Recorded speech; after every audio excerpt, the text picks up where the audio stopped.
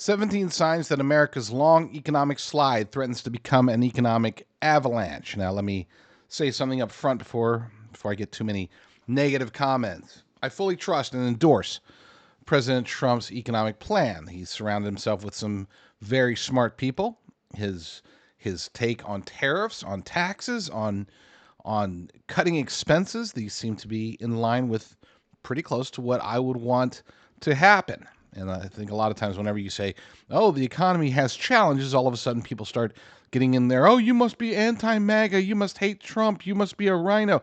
It's the rhinos that concern me. It's the fact that we have a Republican-controlled Congress and Senate that seem to be very much aligned with the status quo. You see a little bit of movement here and there. That's great. But we're talking about a massive hole that has been built ever since COVID.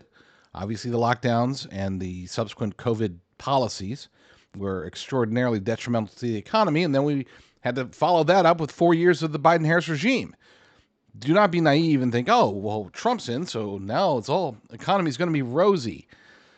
I think that it will be eventually, but it's going to take time, and we're going to have to overcome many, many challenges. So the facts that are in this article that I'm about to share with you from Michael Snyder over at the Economic Collapse blog, you might disagree with some of his conclusions. I know I do, but we cannot deny the fact that there are massive economic challenges happening right now. Just because President Trump was inaugurated less than a month and a half ago doesn't mean all of a sudden it's like, yay, America's economy is thriving as a result. It will. I truly believe that. But we still have a lot of work to do. Let's get to the article itself. We have this. This is from the Economic Collapse blog, cross-posted with permission over at AmericanPoliticalReport.com. And I gave a similar disclaimer in the article itself. I'm not going to read that. Let's get into the article, though. Are you better off than you were 4 years ago? If you are, you should consider yourself to be extremely fortunate, because the vast majority of the population is not. The U.S. economy has been sliding the wrong direction for a very long time, and now our economic momentum in the wrong direction is accelerating. Retail sales are slowing down. The housing market is in a depressed state. Mass layoffs are happening all over the nation. Stores are closing at a staggering pace. The cost of living has become extremely painful, and debt levels have soared to unprecedented heights. 4 years of deteriorating economic conditions have brought us to a breaking point, and now we are witnessing quite a bit of shaking in the financial markets. Even though many in the mainstream media are still trying to deny it, the truth is that we are in an enormous amount of trouble. The following are 17 signs that America's long economic slide threatens to become an economic avalanche. Number 1, the Conference Board's Index of Consumer Confidence just experienced the largest drop that we have seen since August of 2021. It's not good. Number 2, the University of Michigan's Consumer Sentiment Index just fell to the lowest level that we've seen since November of 2023. Starting to see a trend here. Number 3, retail sales in the United States just fell by the most in nearly 2 years. Number 4, Walmart is warning us that it will experience a year-over-year drop in quarterly profits for the first time in 3 years. Number 5, last month, sales of previously owned homes dropped 4.9%. Number 6, the cost of living is absolutely crushing most Americans. At this stage, almost 70% of all single adults struggle to afford their regular rent or mortgage payments. Now let's assess what we just heard. Consumer confidence down, home sales, retail sales, everything seems to be down. And you might say, but President Trump is in office. Things should be heading in the right direction. Let's not forget that the effects of economic policy coming from D.C. or at a state level, coming from your state house, coming from the governor's office, those effects as far as the economy usually take anywhere from 1 to 3 quarters to truly start having an impact. We don't respond. The stock market, gold prices, crypto, all of those things, those respond very quickly to the news cycle. Whereas full-blown economic indicators, such as consumer sentiment, those take time. So just because President Trump is in office, don't assume that all of a sudden consumer confidence is going to rise, that Walmart is going to be printing money again. They're doing better than what this indicates, to be clear. But they just got overtaken by Amazon just last month as far as being the biggest retailer. Now, they are not. That's not just a sign of the economy. That's also a sign of the changing times and the way that we are becoming more of a digital economy, more so every day. And I'm saddened by that in many ways. But yeah, that's one of those aspects of progress that there's not much you can do. I hate it when we see, especially when, I don't care about Walmart, but especially when we see like mom and pop stores shutting down, not because they did anything wrong, not because the economy's bad, not because their products aren't worth it, but oftentimes it's because they're just moving online. Why keep a storefront? Why pay rent? Why not just ship it out of your garage if you have a small enough inventory, or even just rent a small warehouse? Cheaper than trying to sell retail, keeping a bunch of employees, yada, yada, yada. So those are shifts. Some of them are happening as a result of quote-unquote progress. Some of them are happening because we just experienced the worst economic policies of our entire lifetimes. I mean, the economic policies of Biden-Harris regime were worse than Jimmy Carter's. I know that's crazy, hard to believe, but it's true. So keep all of that in mind. Let's keep going with the list. Number 7, Starbucks is telling us that they will be laying off more than 1,000 corporate employees. Now, to be clear, that one is one that is, we saw that one coming last year. They were talking about it for a while, and a lot of people will blame their wokeness for it. I don't disagree. Number 8, Southwest Airlines is giving the axe to more than 1,700 corporate employees. I'm not as familiar with that particular story. Let's see if we can read into it, see what they say. Southwest Airlines said Monday that it is cutting about 15% of corporate jobs, or about 1,750 people, a move its CEO called unprecedented as the company scrambles to cut costs. The company said it expects savings from the cuts of $210 million this year and about $300 million in 2026. The layoffs will be mostly done by the end of the second quarter and include some senior leadership roles, CEO Bob Jordan said in a staff note, which was seen by CNBC. All right, well, I don't know what that's from, so there's that. Number 9, Blue Origin has decided to fire nearly 14,000 workers. Jeez. That's a Jeff Bezos company, by the way. Number 10, Chevron has announced that it will be reducing the size of their workforce by about 15 to 20%. Chevron. Interesting. Estee Lauder is telling thousands of employees that it is time to hit the bricks. They're looking at 5,800 to 7,000 roles being removed from the beauty giant. Number 12, so many federal workers are being fired that initial claims for unemployment benefits in Washington, D.C. went up by 36% in just 1 week. And I see nothing negative about that particular point of the story. Number 13, Forever 21 has announced that it will be closing another 200 stores. Now, let me get back up there just a little bit before I go much further. I don't like it when anybody loses their job, even federal employees. I don't want to make it sound like I'm too callous. But I do know that represents a dramatic shift in the way that DC operates. Do I feel bad for the individuals that lose their jobs? Yeah, I think in most cases I do. But it's necessary. So I don't want to just say, oh, that's not a big deal. It is a big deal if you're involved. If you're one of those employees or the family member of one of those employees, then it sucks. But there are opportunities. I do believe that they can move forward. Back to the article. Number 14, Joann Inc. has decided to close all of their stores in the United States. And again, I think that has less to do necessarily with the economy and more to do with just the shifting paradigm within retail itself. Number 15, overall, CoreSite Research is projecting that an all-time record 15,000 stores will be permanently closed in the United States in 2025. 15,000 stores.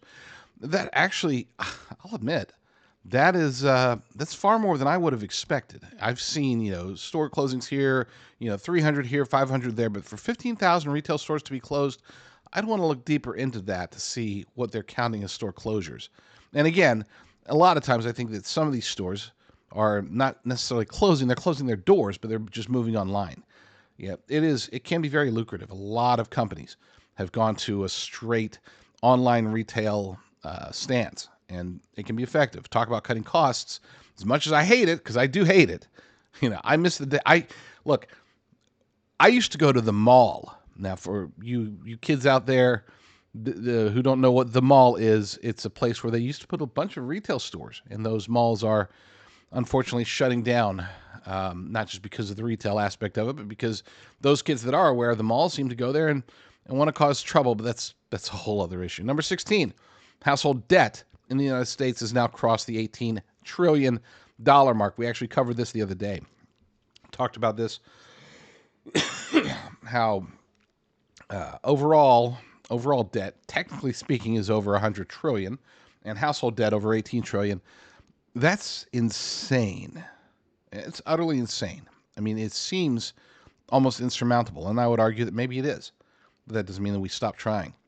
Number 17, and this is the last one, more than $26 trillion have been added to the U.S. national debt since the start of 2009, since the opening of the Obama administration, the Obama regime.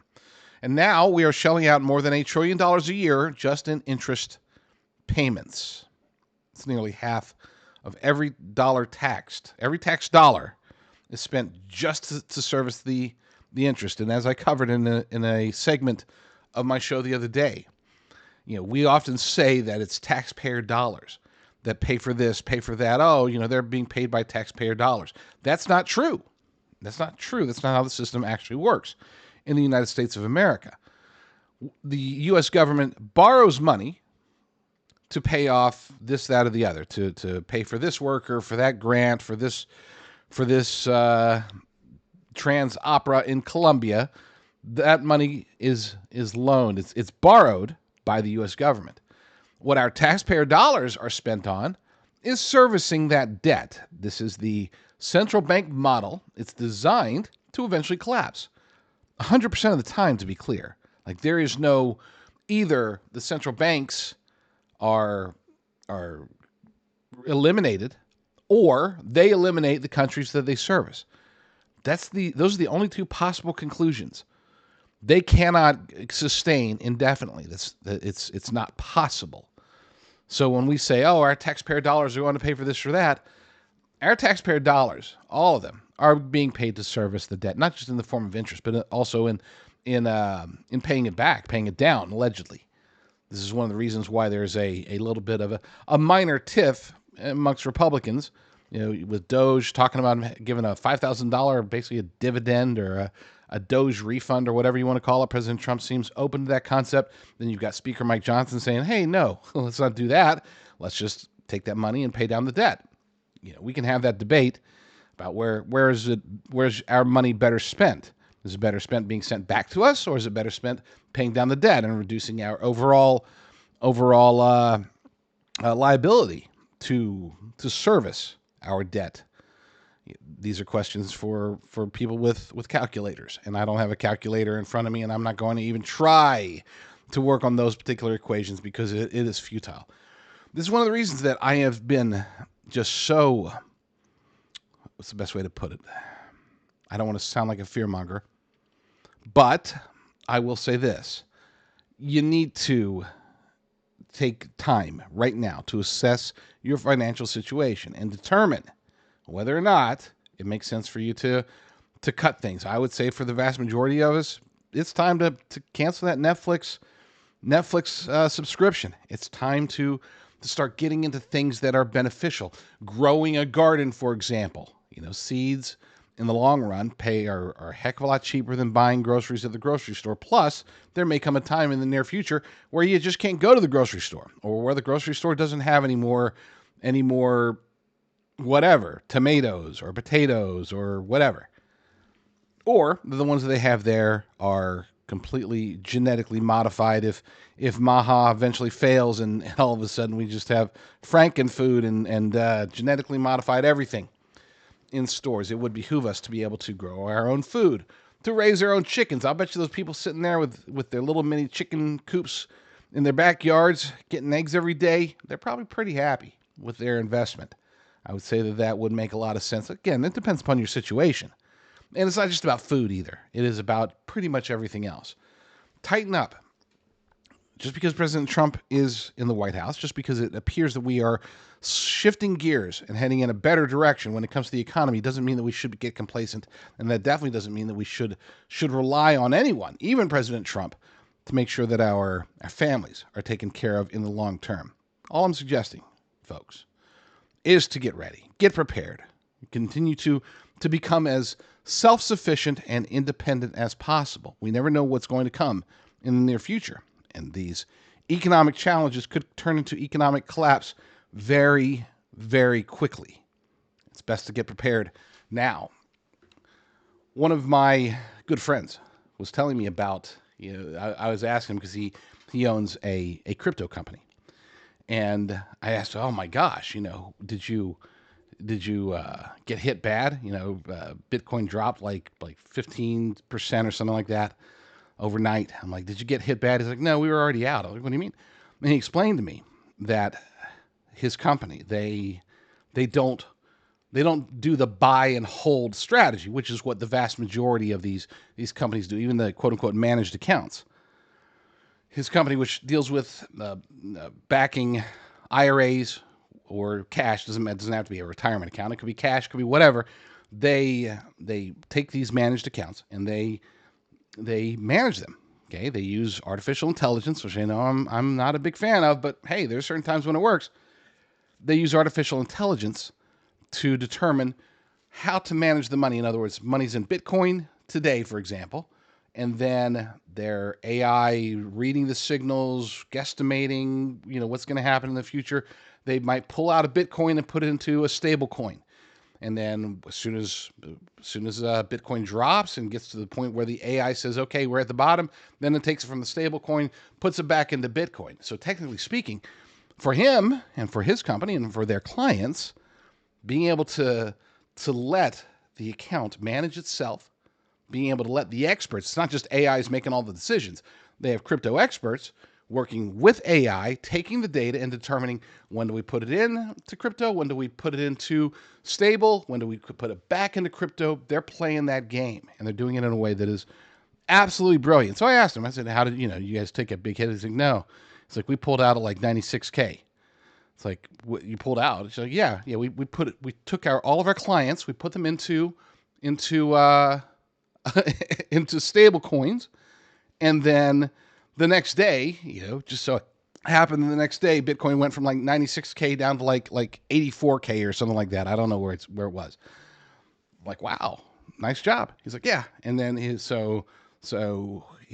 actually told me the number. I'm not going to repeat the number because it makes it sound like I'm giving financial advice. But he said, yeah, the algorithm is telling us that we're going to have to wait until it gets to this number, and then we pull it out of the stable coin, put it back into crypto or back into Bitcoin, and then we're anticipating the Bitcoin will at that point rise pretty rapidly to X number. I don't want to. Again, I'm not a Bitcoin expert. I'm not a financial advisor or anything like that.